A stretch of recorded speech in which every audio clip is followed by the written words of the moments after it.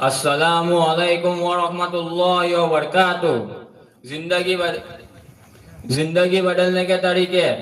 Number 1, अल्लाह ताला पर मुकम्मल भरोसा रखो।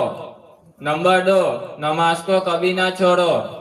नंबर 3, सुबह जल्दी उठने की आदत डालो। नंबर 4, अच्छे लोगों से दोस्ती रखो। नंबर 5, दूसरों को माफ करना सीखो। नंबर 6, हमेशा शुक्रगुजार बनो। नंबर 7, रोज कुछ नया सीखने की कोशिश करो। नंबर 8, मनफी सोचों से खुद को बचाओ।